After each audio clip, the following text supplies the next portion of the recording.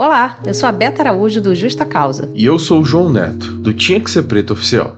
Este é o podcast Passado Presente, uma escuta consciente que analisa o passado para compreendermos o que acontece nos dias atuais. 2025. A maioria dos enredos das escolas de samba do Grupo Especial do Rio de Janeiro trazem a temática afro. E aí um carnavalesco disse que sobre este tema tudo já foi visto e revisto e que 90% de quem está assistindo não vai entender nada.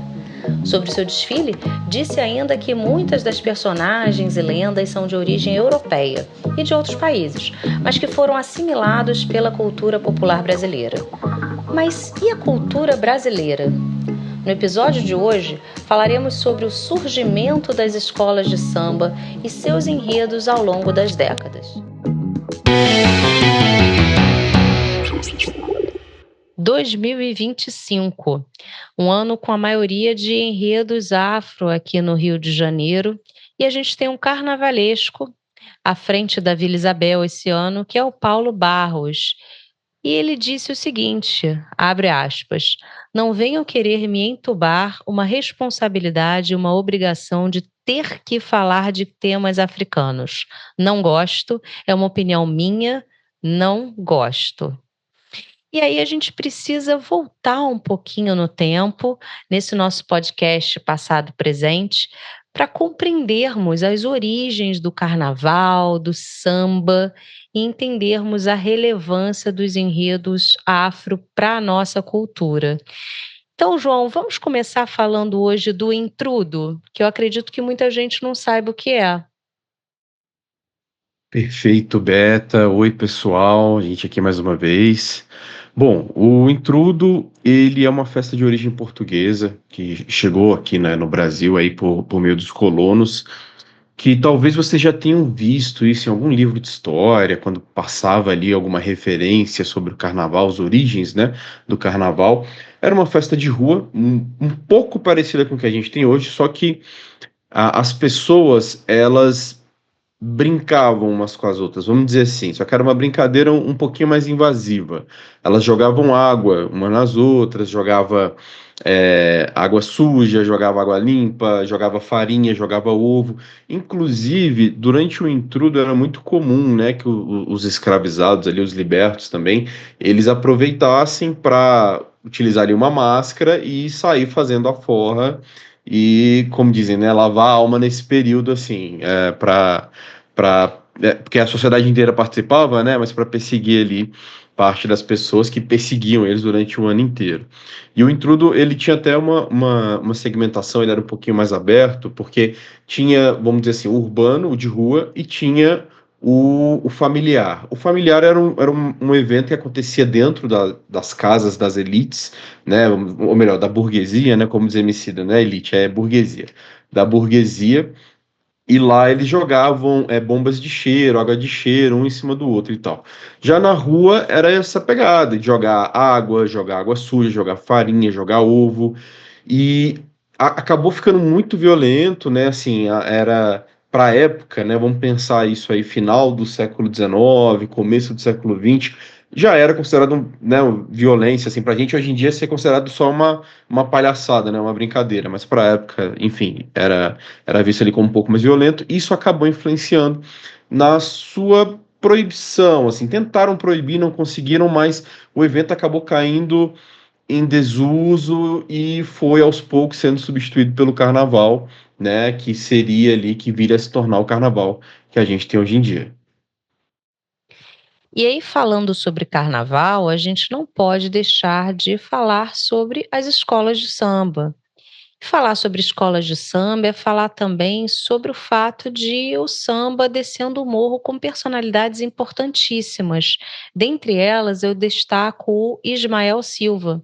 Nesse ano faria 120 anos e que foi o responsável por cunhar o termo escola de samba. A gente tem, então, a primeira competição ainda na década de 20, no finalzinho dela, em 1929. Em uma entrevista que eu vi muito interessante, aliás, todas são interessantes com o Simas, Luiz Antônio Simas, para quem não conhece, ele é professor, historiador, dá aulas em praça pública aqui no Rio de Janeiro para todo mundo.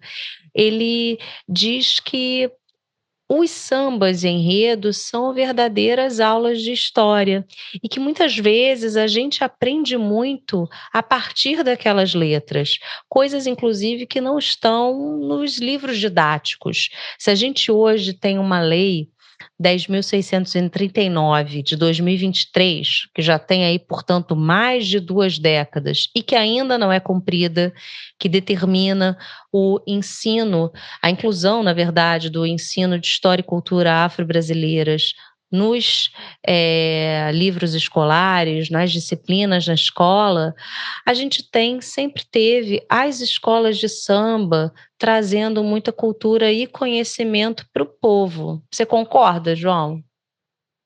Com certeza, Beta, porque a escola de samba deriva, né, desse samba que desceu do morro e tomou conta das avenidas, das principais avenidas aí dessas duas grandes metrópoles que nós temos, né, do Rio e de São Paulo. E o samba sempre foi uma forma de manifesto, foi uma forma de contar o que as pessoas viviam, contar ali sobre o seu dia a dia, contar como era a realidade do morro, e também de fazer denúncias, de apontar os problemas sociais, as mazelas sociais. Acho que o Bezerra da Silva ele fazia isso muito bem também nas letras ali que ele brindou a gente, né, com o passar do tempo.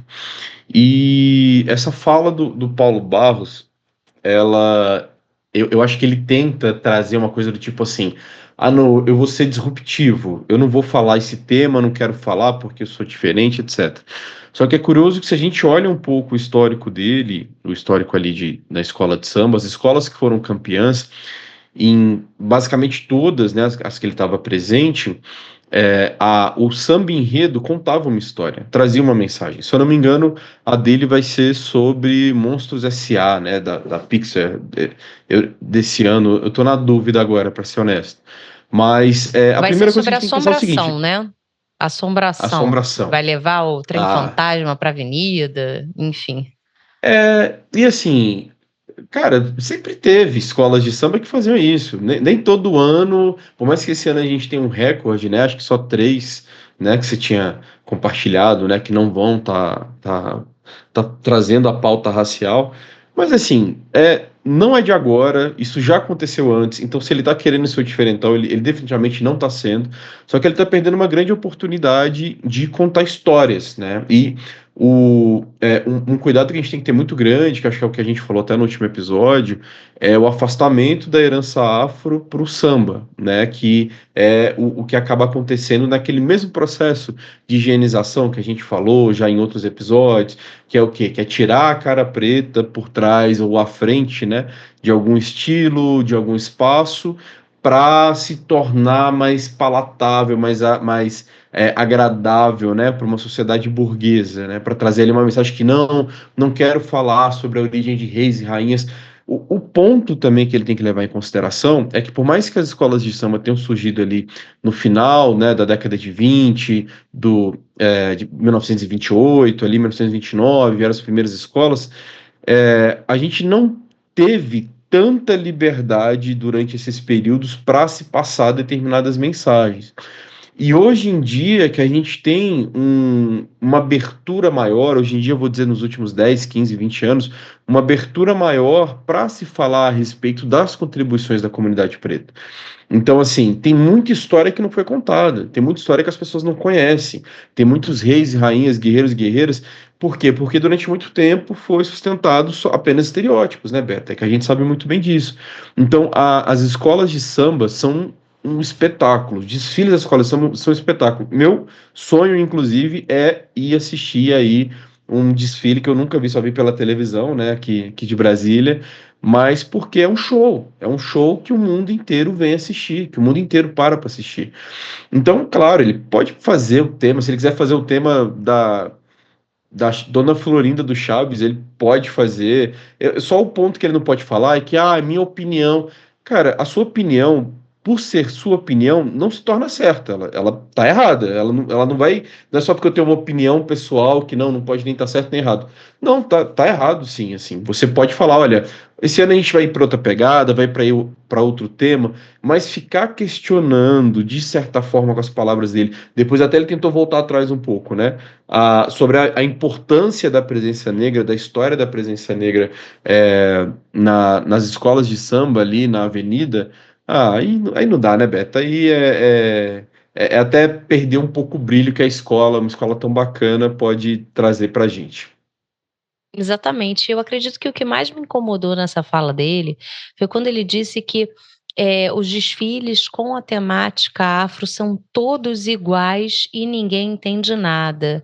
Eu acredito que seja justamente o contrário, porque a partir da letra daquele samba-enredo, a partir daquela evolução da escola na avenida, muitas vezes você aprende coisas que você não sabia. Eu já aprendi muita coisa vendo aquelas agremiações desfilarem ali na avenida. Então, acredito que ele foi totalmente, no mínimo, infeliz nessa fala dele. E aí você tocou num ponto muito importante, quando você disse que as escolas sempre tiveram a liberdade para tratarem do assunto que quisessem. Tanto é que nesse ano a gente tem 3 que não vão, trazer os enredos com temática afro. Uma delas é a dele, a Vila Isabel, ele está à frente, ele é o carnavalesco. A gente tem a Portela, que vai render homenagens ao Milton Nascimento. A gente já falou sobre o Milton em outro podcast aqui, né, em outro episódio. E a Mocidade. E eu acho interessante também a gente perceber que nem sempre a história também que se desenvolveu nos sambas enredo, elas condiziam com o que a gente agora está vendo, né, com a história que a história não conta. Esse samba-enredo, esse enredo da Mangueira foi maravilhoso, mas ele é muito recente. Se a gente voltar um pouquinho no tempo, na década de 40, por exemplo, a gente tem a Portela trazendo, em 44, um samba-enredo que dizia: "No Brasil sempre existiu humanidade". E aí eu sempre reflito, né, existiu humanidade para quem? Quem eram as pessoas que eram consideradas cidadãs aqui do Brasil? Então sempre existiu humanidade, será? Essa mesma Portela, em 48, traz um samba-enredo que dizia que foi a princesa Isabel que deu a liberdade, libertando aqueles que sofriam. Então, acredito que também seja muito importante a gente ver como que a história, ela pode ser contada de diferentes prismas, a depender, né, ser você o lado ali do opressor ou do oprimido. Ela falava, inclusive nesse samba-enredo, que somente a princesa Isabel via como o preto sofria noite e dia, quando a gente sabe que aquele processo de abolição tardia, inconclusa, não se deu por conta de uma benevolência simplesmente daquela mulher, daquela princesa Isabel, né. É bem esse ponto que a gente entra na questão de discussão, que é o quê? Quando vem o Paulo Borges e fala, não tem as escolas de samba que contam algo relacionado à cultura preta, tá fazendo tudo igual. A gente, como você mesma disse, não tá sendo tudo igual. Agora, nesse cenário que a gente tem hoje, é que é um cenário que a gente vê um fortalecimento da cultura preta, da contribuição das pessoas pretas, porque durante muito tempo foi vendida essa ideia de que a princesa Isabel foi a libertadora dos escravizados, que ela que tomou a iniciativa, ela que tomou a frente. Só que a gente sabe muito bem que existiu uma série de fatores naquele cenário do Brasil, ali de 1830 até 1888, quando a gente teve a abolição da escravidão, que empurrou, que influenciou que a abolição acontecesse no Brasil. Claro que assim, cada um teve ali o seu papel, cada um teve a sua presença, só que é uma coisa que vai muito mais além. E é engraçado, né, pensar que a Portela teve esses dois temas, e o tema que ela trouxe ano passado para a gente já contradiz essa fala do Paulo Borges, que foi um defeito de cor, que traz ali a história, né, de Luísa Maim, que é um livro muito bem interpretado. E se os desfiles de escolas de samba que trazem essa pauta racial de herança negra não são compreensíveis para a sociedade, se as pessoas não conseguem entender como que as vendas aumentaram cerca de 3.300% na venda desse livro depois do desfile. Então as pessoas estão ali recebendo uma série de mensagens que vão marcar na memória delas. Assim, ele pode trazer como a gente falou, ele segue o samba enredo ali que ele quiser, ninguém tá aqui obrigando ele a fazer nada, né? Que daqui a pouco vão falar que a gente tá numa ditadura racial, né? Que aí tem que impor para todas as pessoas o que elas têm que fazer. Mas não, ele pode fazer o que ele quiser, só que a gente sabe muito bem que determinados desfiles marcam muito mais a memória das pessoas ao longo do tempo do que outros, né, que acabam passando ali batido. E é uma pena porque a comunidade se esforça muito, né, para o desfile acontecer. É uma dedicação ali que move uma galera que está focada nisso há muito tempo, né, que a gente só vê o resultado no final. Mas, enfim, eu considero muito lamentável. E foi muito bom você falar esse ponto da Princesa Isabel, porque reforça o tipo de mensagem que sempre foi passada dentro da nossa sociedade para todo mundo. E que o samba e as escolas de samba, né, ou seja, a arte, reflete a época em que a gente vive. Se na década de 40 contava-se essa história de que a Princesa Isabel, só apenas ela percebia ali a dor do escravizado, hoje em dia, em 2024, 25, 2014, 2010, a gente já tem, obviamente, ali uma presença acadêmica preta maior e uma comunicação mais ampla que mostra que não, que os pretos se organizaram, fizeram muita pressão, muito movimento para que as coisas acabassem acontecendo ali, junto a outros fatores. Exatamente. E se a gente for para a década de 80, eu estava pesquisando alguns sambas, enredo e escolas que se consagraram campeãs. Em 88, a Vila Isabel ganha com o enredo Kizomba, a Festa da Raça. Um ano depois, a gente tem um samba enredo que até hoje as pessoas conhecem, que é o Liberdade, Liberdade, abre as asas sobre nós, que tem em um dos trechos a seguinte frase: para Isabel, a heroína que assinou a lei divina. E foi consagrada campeã, inclusive, na Imperatriz esse ano.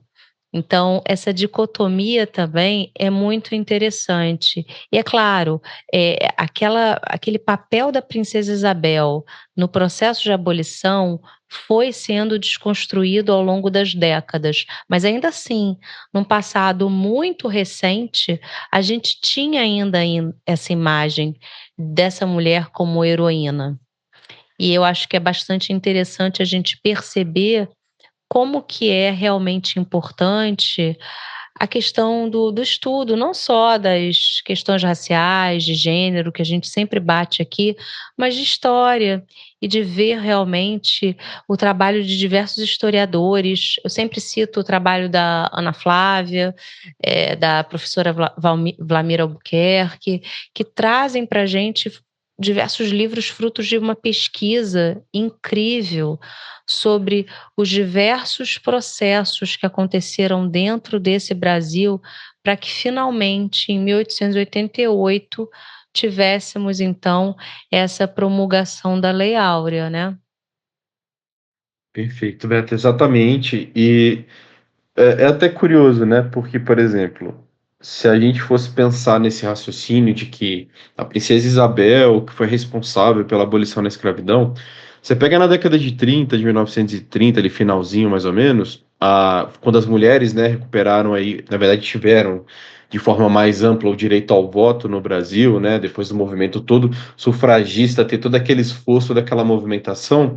Só que quem sancionou a lei foi Getúlio Vargas. Então você não vai falar que é graças a Getúlio Vargas que as mulheres podem votar.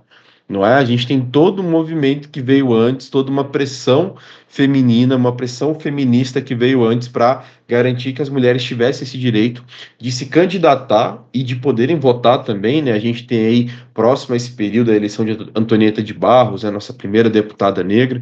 Então, a gente não pode dar o mérito a quem tem o poder da caneta, porque só quem tem o poder da caneta é que pode fazer acontecer.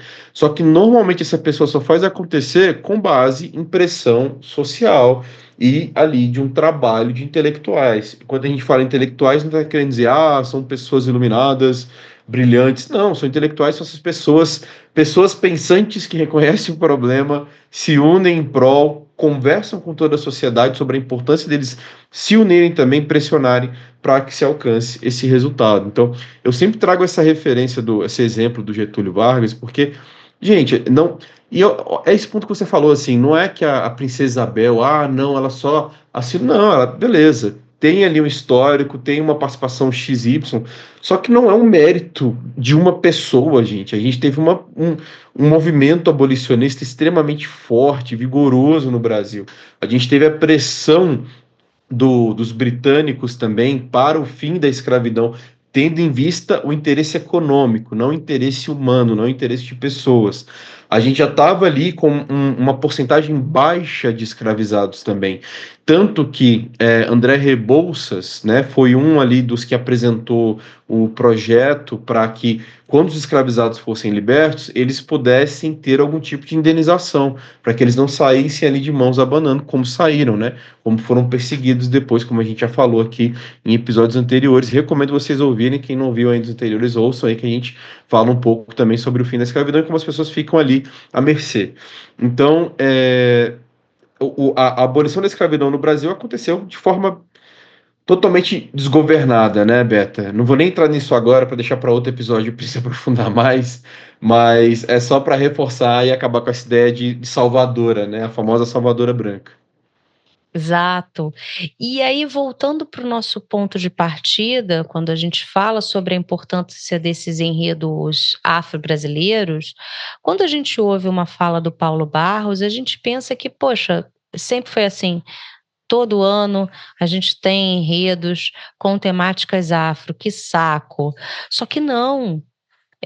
De acordo com a pesquisa, inclusive, do Simas, que é um grande conhecedor de samba, de carnaval, enfim, da nossa cultura, ele diz que os enredos afro-brasileiros começam a ganhar força aqui na década de 60. E a primeira escola que traz um enredo exclusivamente de um orixá, Logum, é a Arranco, em 1977. Ora, se a gente tem o primeiro desfile de escola de samba em 1929 e só em 77 a gente tem uma escola que assume essa questão da importância de trazer para a avenida uma religião de matriz africana e um orixá exclusivamente sobre ele, a gente pode perceber que não é de muito tempo que aborda-se essa temática na avenida. E ainda assim, ela incomoda. Ela vem incomodando. Tanto é que a gente tem aí algumas influenciadoras, entre aspas, não sei do que elas influenciam, mas abandonando, deixando de desfilar quando sabem que o determinado enredo daquela escola vai ser sobre algum orixá ou que vai ter alguma ligação com religião de matriz africana. E a gente já falou sobre isso, sobre essa demonização dessa religião e a origem disso num episódio anterior. E eu acho que é muito também importante a gente abordar aqui, ainda que rapidamente, a importância de destacarmos alguns marcos. Nesse ano, a gente tem a comemoração dos 50 anos do bloco, do Ileaê. Foi o primeiro bloco afro. Não tem muito tempo em termos de história. A gente tem 40 anos do axé. E aí, quem é que são aquelas figuras que são aclamadas dentro deste gênero musical extremamente importante? Cláudia Leite, que foi inclusive recentemente vaiada na abertura do Carnaval de Salvador, e eu concordo totalmente com isso, porque é uma pessoa que lucra com o carnaval, lucra com toda a cultura afro-brasileira e depois muda a letra de música de uma forma totalmente desrespeitosa e racista, com certeza. A gente tem pessoas que se apropriam, de fato, dessa cultura. A gente já falou sobre apropriação cultural. seguem a vida numa boa e nada acontece. E a gente tem também em 2020, 22, 23, notícias de diversos blocos espalhados aí, eh, pelo Brasil, que ainda tem seus integrantes desfilando, por exemplo, de nega maluca, ou seja, de blackface.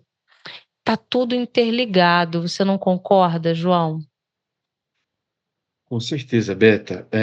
E é até curioso falar do Ile Aie, do quanto ele foi disruptivo, porque isso ainda na década de 70, né, ali, meados de 1974, quando ele surge, até então o carnaval de Salvador era um carnaval com muita influência europeia. Então, assim, olha que absurdo, né? Que coisa louca que é isso a gente parar para pensar que um carnaval em Salvador hoje a gente nem consegue pensar numa coisa dessa, mas foi um bloco disruptivo, foi um bloco muito revolucionário e até porque eles trouxeram aí um samba afro pra gente, trouxeram um estilo próprio, trouxeram uma percussão própria, então isso foi de fortalecer bastante.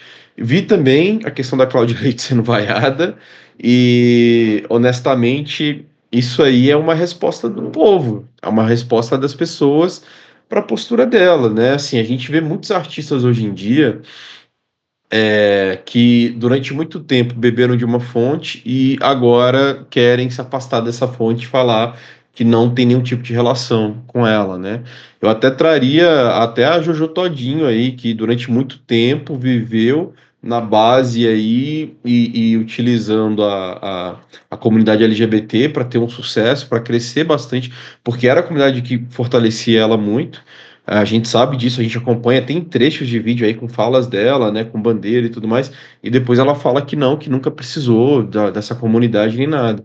E a Cláudia Leite, ela, uma coisa que a gente já falou aqui também, né, que ela canta axé, que é uma expressão iorubá, que é o nome em si já tem toda a raiz africana, e ao mesmo tempo ela vem mudando letra de música para colocar ali uma palavra cristã, enfim, é o nome de um Yoshua, né, que ela substitui ali no meio das canções dela. Isso aí enfim, isso não faz nem o menor sentido, né, mas a gente tá acostumado às vezes com nem sempre as bizarrices que acontecem no nosso amado país surpreende a gente, mas tem coisa que ainda faz a gente botar a mão na testa e pensar, meu Deus do céu, o que está acontecendo? E essa questão do blackface é uma coisa, cara, que foi normalizada durante tanto tempo, esse absurdo, que tem gente que realmente defende como se fosse algo, tipo, não, é só uma fantasia. Não, tá tudo certo. Não, não tem.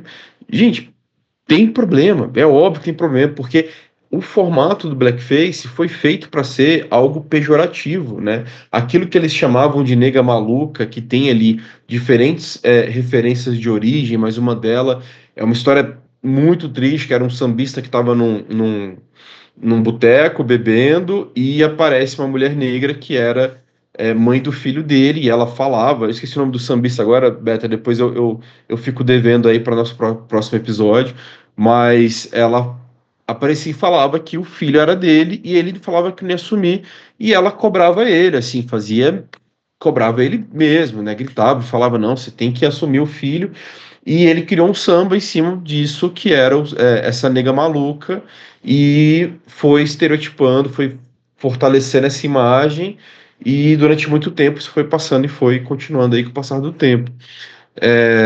Então, assim, é uma origem já extremamente negativa que algumas pessoas ainda insistem em utilizar hoje em dia. E essa questão da nega maluca, a gente tinha blocos com esse nome. Eu não sei se ainda tem até hoje, mas até 2020 e pouquinho, 22, a gente ainda tinha blocos com esse nome. E aí a gente percebe a importância de falarmos sobre o tema, porque é algo, como você disse, que vem sendo perpetuado há décadas. E se a gente não coloca um ponto final nisso, a questão segue. Até porque vão falar sempre que, não estou sendo racista, né? Isso é um racismo recreativo.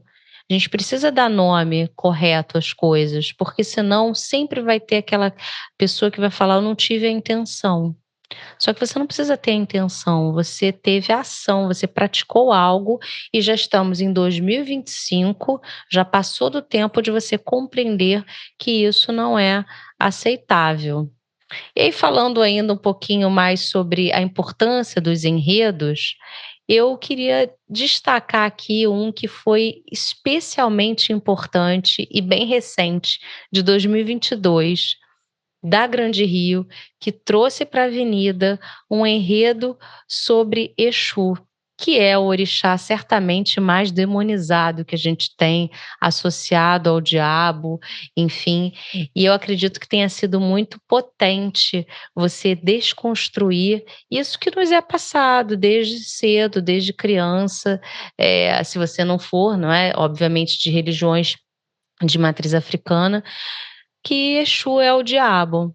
Então você ter um enredo ali falando sobre 7 chaves de Exu na avenida e ganhando inclusive, sendo aquela escola campeã do carnaval, foi realmente, na minha opinião, muito simbólico. Até porque se a gente voltar um pouco para trás, lá na década de 40, teve um radialista chamado Silvio Morô, que disse: "Há muita coisa interessante para ser abordada, como também há muita maneira inteligente de livrar nosso povo das ideias africanistas que lhes são impingidas pelos maestrecos e poetaços que lhes impingem temáticas africanas." Parece que Paulo Barros voltou para a década de 40, talvez, né? Parece que a gente ainda está ouvindo aí no carnaval marchinhas no estilo Teu Cabelo Não Nega, né, João? E eu vou aproveitar e abrir um parêntese aqui para falar que foi o Evaldo Rui e o Fernando Lobo, tá? Que criaram aí na década de 50 a marchinha da Nega Maluca, que popularizou e ajudou a fomentar esse estereótipo aí com o passar do tempo. Mas essa apresentação de Exu da Grande Rio foi lindíssima mesmo. Eu super concordo com você, porque o samba enredo, a letra, ela é abertíssima. Não tem nada ali que fica subliminar, não. Eles trazem Exu mesmo, desde o começo, da primeira linha até a última, reforçando a mensagem desse orixá. Inclusive, né, nesse mesmo ano a gente consegue pesquisar e encontrar pessoas falando que todos os problemas que aconteceram no Brasil naquele ano foram por causa disso. Foi porque não, olha aí, olha o que vocês colocam na avenida, tá acontecendo XY, é culpa disso aqui, é culpa desse tema, é culpa dessa pauta que vocês estão trazendo. E isso só reforça, óbvio, né, a intolerância religiosa, o racismo religioso das pessoas, e essa ideia que você trouxe muito bem, que é acho que um dos orixás que mais é taxado, né, é demonizado, é Exu, né? Principalmente por causa da forma como ele se apresenta, é associado ali ao diabo cristão, e tem aquela frase, né, clássica que é que o diabo ele não é nenhum orixá porque o demônio ele é cristão, né? Ele sempre foi cristão. Então tá bem longe aí de passar perto de qualquer orixá, de qualquer outro tipo de elemento assim das religiões de matriz africana. Mas foi uma ótima lembrança, Beta. Realmente essa aí foi bem disruptiva e rendeu ali muitas fotos legais, muitas imagens legais. E acho que imagina o impacto disso para quem frequenta, né, os terreiros, principalmente para quem é mais jovem, para quem está na escola. Assim, quando eu volto e meia, quando eu vou em uma escola dar palestra, as professoras me falam, né, que tem ali alunos X ou Y que são da Umbanda, são do Candomblé e pedem para trazer um pouco dessa pauta também, pedem para falar um pouco, né, sobre o racismo religioso, sobre esse tipo de discriminação. E eu lembro muito bem que tinha uma menina bem pequenininha assim, que devia ter ali, não lembro a idade, eu sou péssimo com idade de criança. A Fernanda, minha esposa, ela brinca muito com isso, que eu falo, a menina tem 9, ela não tem 12. Eu realmente sou péssimo com idade de criança, mas era uma escola que fica aqui perto de onde eu moro, aqui no Altiplano Leste, aqui em Brasília, e a criança me perguntou por que as pessoas eram racistas. Era uma menininha negra que me perguntou isso. Aí, Beta, como é que a gente responde isso, né, para um grupo de criança? pequena e tudo mais, e com tempo limitado ali na palestra. Mas ela era a aluna da Umbanda, né? Ela era uma das alunas ali que as professoras tinham me indicado. Então imagina que bacana para a juventude de agora ver um orixá sendo representado na avenida e ainda sendo premiado com isso, né? Isso é sensacional. Perfeito. Eu termino aqui a minha participação hoje destacando 3 sambas enredos recentes para vocês ouvirem aí. O primeiro é esse, das 7 chaves de Oxum. O segundo, Histórias para Ninar Gente Grande, da Mangueira, que foi belíssimo, lindo, lindo, lindo. E o último do ano passado, com a Portela, trazendo aí um defeito de cor, trazendo a trajetória ali da Querrindé, a revolta dos malês. Qual que você destacaria, João? Beta, eu vou reforçar o do Exu, um defeito de cor também. E esse do História para Ninar Gente Grande, até você falou, fui pesquisar para lembrar, para ver se tinha alguma relação com Conceição Evaristo, né? Porque o tema do livro, o livro dela, né? Histórias para Ninar, só que é menino grande, né? Não é gente grande. Assim, até fiquei na dúvida, falei, gente, será que tem uma ponta e tudo mais? Mas eu acho que você trouxe aí ótimas opções para gente. E, curiosamente, gente, procurem ouvir mesmo os enredos aí das escolas. Vale a pena você ouvir. Tem muita história sendo contada ali, não é só a música, não é só a festa, é também a festa, é também a música, mas tem história, tem conteúdo, e ao contrário do que diz Paulo Barros, não é tudo igual, muito pelo contrário, cada um traz coisas diferentes. E, curiosamente, no passado teve escolas que passaram perto do mesmo tema, mas falaram coisas completamente diferentes. Então, dá uma olhadinha no que vai ter esse ano, vocês não vão se arrepender, vocês vão gostar bastante. Perfeito. Bom, com essa a gente se despede.